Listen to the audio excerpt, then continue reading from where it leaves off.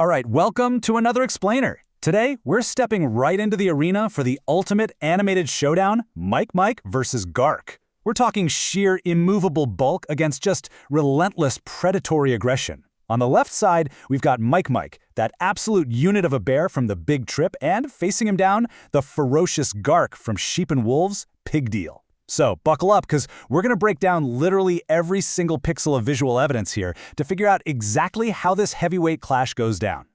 Okay, let's dive into this. Two titans, one storm. Who actually takes the crown? I mean, when you put two massive, incredibly distinct character designs right up against each other like this, it begs the question, right? And to figure that out, we aren't pulling from outside lore or backstories. Nope. We're looking strictly at the visual data right in front of us to decode this matchup. And here it is. The stage is set. This is our defining piece of visual evidence, and honestly, it's really all we need. We're going to derive the entire outcome of this fight just from the posture, the design cues, the shape language, the whole shebang that we see right here. Just look at the layout. It already tells a story. Two polarized, almost Polaroid-style portraits, separated by this crackling energy barrier. It's the perfect setup for a corner-by-corner breakdown. First up, scouting Mike the Tank. Now, what's really interesting about this slide is Mike's facial expression over in corner 1, the stout defender. Look closely at his portrait on the left. His mouth is sliming agape, eyes are kind of wide. It's a surprised, almost guarded look, right? He definitely doesn't look like the guy who started this fight. His posture is upright, sure, but it's static. It really suggests a combatant who got caught a bit off guard and just instantly shifted into this defensive, reactionary stance. And just look at his heavy build, smooth fur, and absolute bulk. I mean, observe the sheer geometry of this guy. We're talking about a remarkably heavy frame here. His fur is rendered super smoothly, giving him this rounded, continuous silhouette without any jagged edges. That absolute bulk frames him as a total defensive juggernaut. He's an immovable object, relying on sheer mass and natural armor to just absorb impacts instead of dodging them. He is grounded, solid, and incredibly stout. Next section, scouting Gark, the Bruiser. But man, the energy shifts entirely when we look across the aisle at corner 2, the relentless predator. Pivot over to Gark, and the contrast is just immediate and jarring. Notice his intense, furrowed eyebrows and the way his head is lowered right into those massive shoulders. His arms are bowed outward, like he's ready to just swing or grapple at a second's notice. It's a highly aggressive, muscular posture. While Mick seems surprised, Gark looks like he's been waiting for this fight his entire life. He's leaning forward, literally pouring all his energy straight into the frame. Sharp fangs, chaotic, shaggy fur, pure menace. You know, in character design, shape language dictates everything, and Gark's design absolutely screams offensive fighting style.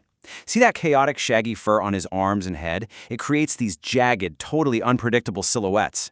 Combine that with the prominent display of those sharp, exposed fangs, and you've got definitive predatory markers. It's just an aura of pure menace. He relies heavily on sharp triangular design elements, which in animation directly translates to danger and attack. All right, on to the tail of the tape. So, we've analyzed our two fighters. Let's move to the comparison. Mike, round and stout, versus Gark, angular and muscular.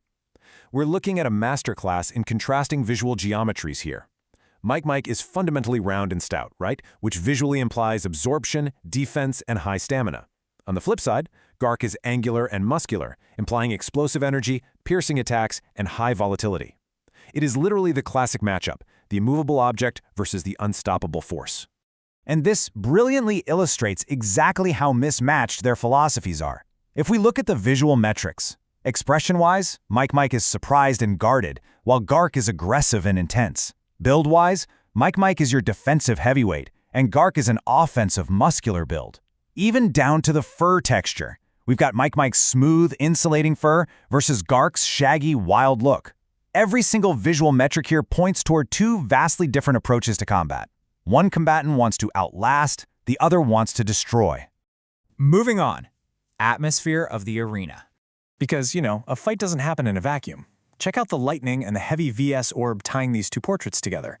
The stark, crackling lightning tearing down the center of the screen, combined with that prominent, heavy 3D VS orb, it completely sets the mood. This is definitely not a friendly spar. The dark gradient and the jagged electricity imply a highly destructive, primal, and chaotic battle environment. The atmosphere is literally electric, which perfectly matches Gark's wild energy while sharply contrasting Micmic's calmer, smoother design. And finally, the verdict. All right, we've assessed the shape language, we've felt the atmosphere of the arena, it's time to synthesize this visual evidence. But before we announce the winner, let's clarify our terms. We're predicting a mid-diff, or moderate difficulty victory. Basically, a mid-diff fight is where the winner is pushed to exert serious effort but is never in true danger of actually losing. They're going to have to sweat, it'll take some time, but they've got this.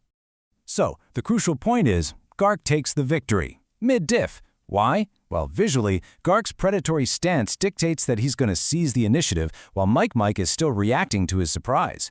Gark's aggressive brow and those sharp fangs signal a lethal offensive intent that a purely defensive build just struggles to counter permanently. Now, Mike's sheer bulk and smooth armored design mean Gark absolutely cannot secure a quick knockout. No way. Gark's overwhelming visual aggression will systematically break down Mike's defenses, but it's going to require a ton of effort and stamina to finally fell the mighty bear. So Gark's visual menace wins the day here, but it leaves us with a fascinating final thought to ponder. If the storm clears and the arena changes, could the tank outlast the bruiser?